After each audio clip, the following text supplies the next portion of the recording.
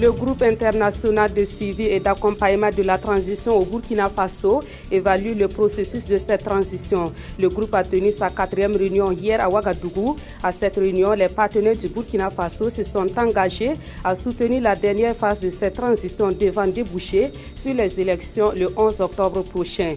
Et puis nous sommes à quelques jours de l'ouverture de la campagne électorale. Des sessions de formation sont organisées encore de part et d'autre au profit des acteurs impliqués dans l'organisation de ces élections. En plus, des hommes de médias, des agents de défense et de sécurité sont invités à travailler avec professionnalisme pendant ces élections. Voilà pour la une de ce journal sur la RTB. Bonjour à toutes et à tous et merci de nous suivre.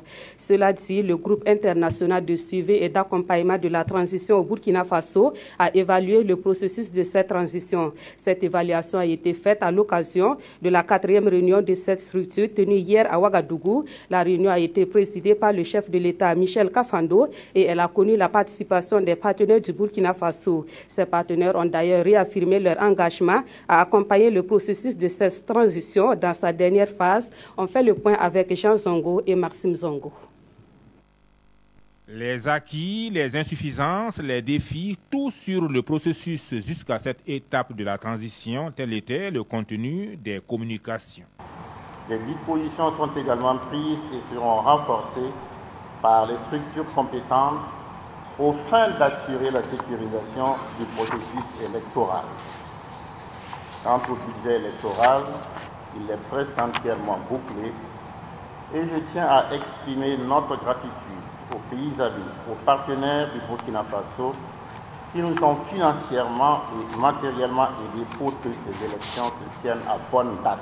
Pour les représentants du groupe de suivi et d'accompagnement de la transition, la préservation de la stabilité doit être la priorité des priorités. Et pour cela, ils encouragent et soutiennent le maintien d'un dialogue politique permanent. Donc, le constat est donc que le Burkina va vers la fin de la transition le 11 octobre et nous avons eu l'occasion de féliciter les autorités de la transition, tous les acteurs de la transition, les partis politiques, la société civile, le peuple, et nous leur avons demandé d'avoir le même comportement de responsabilité jusqu'au bout. Nous avons tenu à rassurer en tout cas l'ensemble de nos partenaires que le 11 octobre, le Burkina ira à des élections apaisées. Du reste, nous pensons que tous sont désormais convaincus que nous sommes sur ce chemin-là. S'agissant des récentes décisions du Conseil constitutionnel, les participants ont pris note et ont salué l'attitude républicaine, la retenue des acteurs politiques concernés. Ils les ont exhortés à poursuivre dans cette voie légale pour la résolution de tout contentieux. Ils ont également réaffirmé leur engagement à soutenir et à accompagner le Burkina sur la voie de l'approfondissement de la démocratie et de l'état de droit.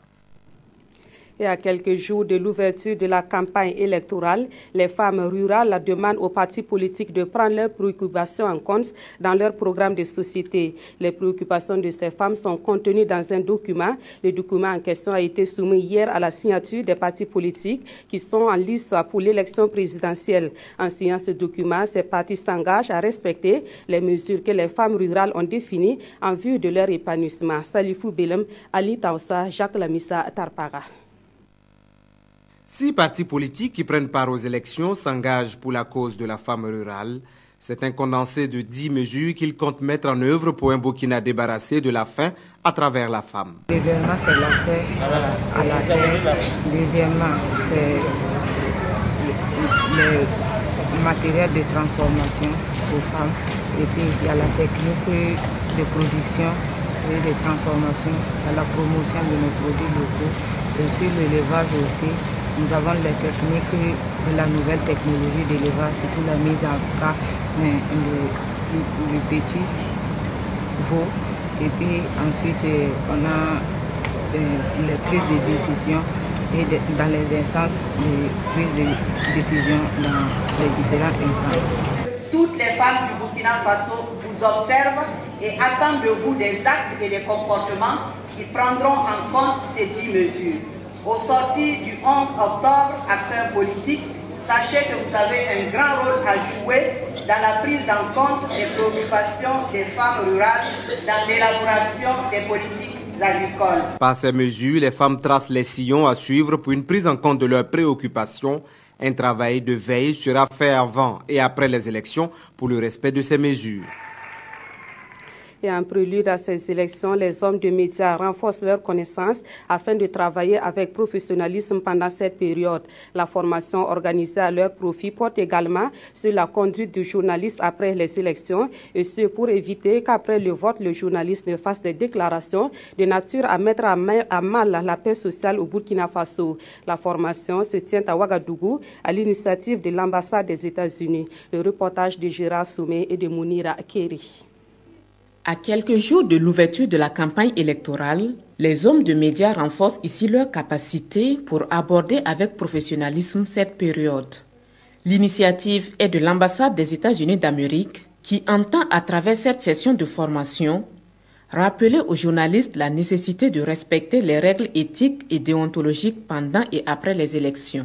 Nous avons tenu à faire venir un expert pour partager avec les gens du média quelques expériences qu'il a eues lui-même à travers le monde et surtout pour insister sur le fait que le rôle des médias dans la société actuelle. C'est Eduardo Cué, un chroniqueur international et analyste de l'actualité en période électorale, qui va entretenir les participants durant les 48 heures de l'atelier.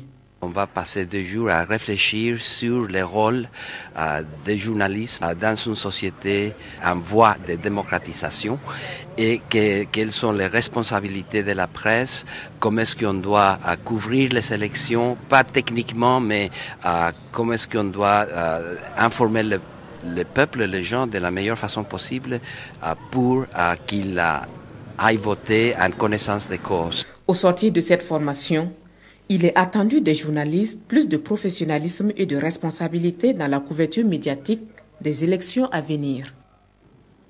Du professionnalisme, il en faut également aux forces de défense et de sécurité qui ont un rôle à jouer pendant ces élections.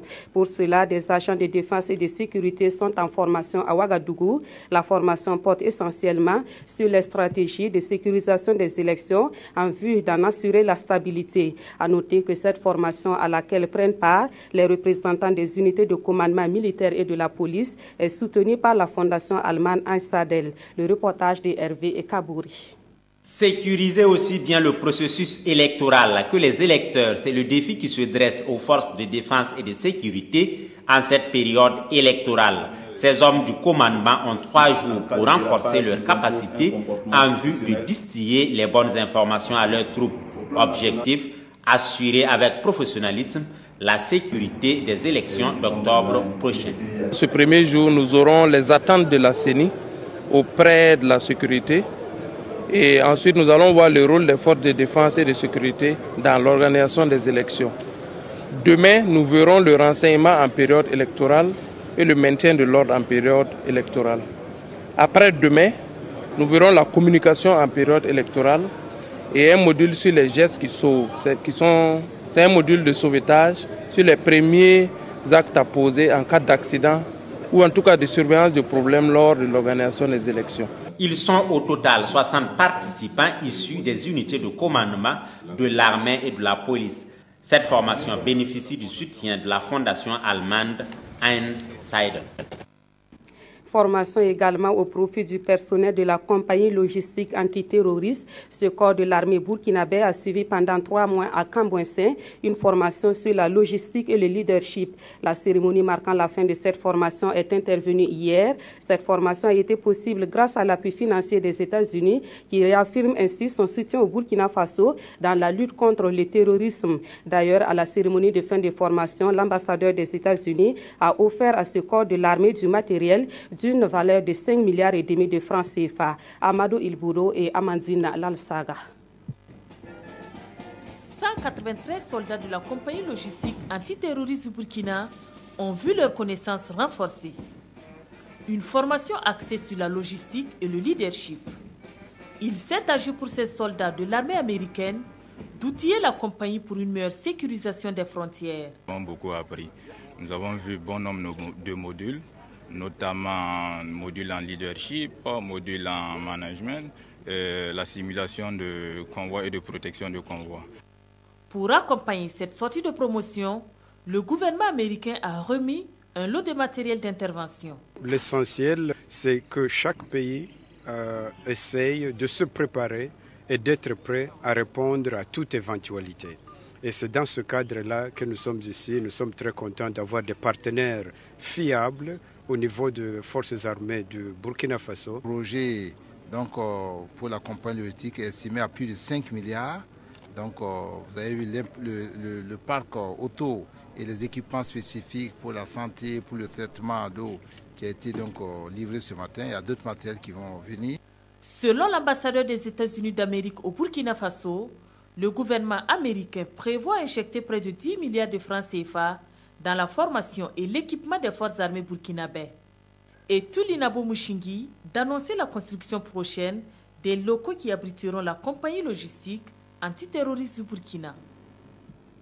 2500 jeunes sont appelés cette année à l'école du civisme et de la citoyenneté. Ces jeunes constituent les appelés du service national de développement. Avant leur affectation sur le terrain, ils suivent une formation à Ouagadougou sur les valeurs de la démocratie. La formation se tient du 14 au 19 septembre 2015 à la Maison du Peuple de Ouagadougou. Konsoun Koulibaly et Tanga Kafando.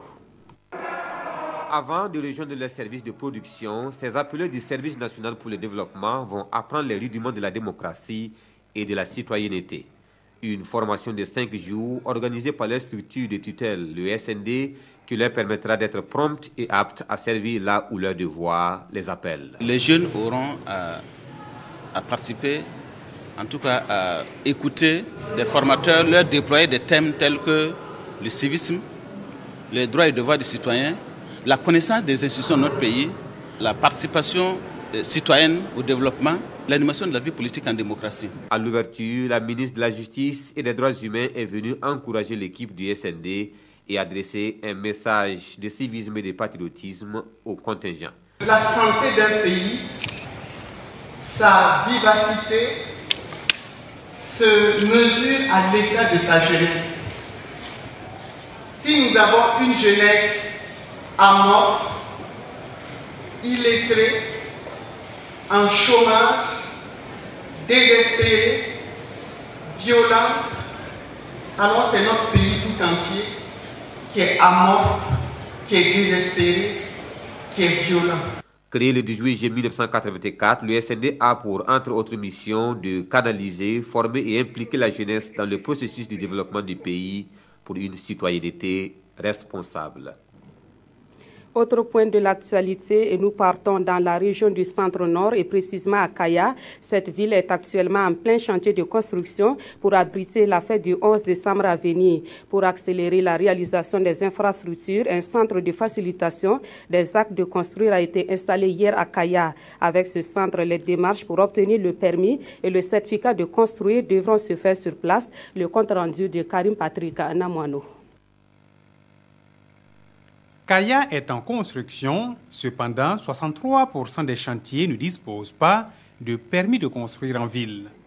Désormais, les promoteurs immobiliers, dans l'irrégularité, obtiendront plus facilement les permis de construire car le Centre de facilitation des actes de construire, CEFAC, lance officiellement ses activités. Ceux qui n'ont pas les actes de construire doivent s'y conformer. Nos services techniques trouveront certainement les modalités pour leur permettre de garder leur construction, mais tout en prenant des mesures certainement pour solidifier. Voilà, mais nous n'allons pas les détruire parce que l'objectif, c'est de garantir la sécurité des personnes. C'est ici que les promoteurs immobiliers devraient s'y rendre pour obtenir l'autorisation de construire en 30 jours à des coûts avantageux. Avant de construire sans le CEFAC, ce n'était pas facile. Il faut aller à Ouaga. Ouaga, ça fait plus de minimum 100 km. C'est pas facile, mais CEFAC, c'est venir à Kaya, c'est une bonne chose. Bon, on a un raccourci, c'est très bien, ça fait développer Kaya aussi. Bon, c'est bon. Les responsables du CEFAC espèrent qu'avec les festivités du 11 décembre, les promoteurs immobiliers viendront se conformer aux actes afin de construire sûr et bien.